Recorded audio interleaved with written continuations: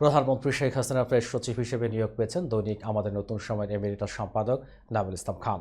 বৃহস্পতিবার জনপ্রশাসন মন্ত্রণালয়ের উপসচিব ভাস্কর দেবনাথ বাপ্পি এই সংক্রান্ত প্রজ্ঞাপন জারি করেছেন। এতে বলা হয়, মোহাম্মদ নাভিল ইসলাম খানকে তার যোগদানের তারিখ হতে প্রধানমন্ত্রীর মেয়াদকাল অথবা তার সন্তুষ্টি সাপেক্ষে সরকার সচিব পদমর্যাদা ও ৭৮,০০০ টাকা বেতন এবং অন্য সুবিধাদি সহ প্রধানমন্ত্রীর প্রেস সচিব পদে চুক্তিভিত্তিক নিয়োগ দেওয়া হলো। এই নিয়োগের অন্য শর্ত অনুমোদিত চুক্তিপত্র দ্বারা নির্ধারিত হবে।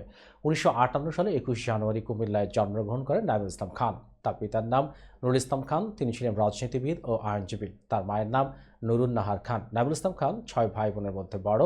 ঢাকা বিশ্ববিদ্যালয় থেকে গণযোগাযোগ এবং সাংবাদিকতায় স্নাতক ও স্নাতকোত্তর ডিগ্রি অর্জন করেন নাভিল ইসলাম। তিনি ২০০৭ সালে সাংবাদিকতা ও মিডিয়া স্টাডিজ বিভাগের অধ্যাপক হিসেবে ঢাকা স্টামফোর্ড ইউনিভার্সিটিতে যোগ দেন। তখন থেকে দেশের বিভিন্ন সরকারি এবং বেসরকারি টেলিভিশনে আলোচক হিসেবেও অংশ নিয়ে আসছেন।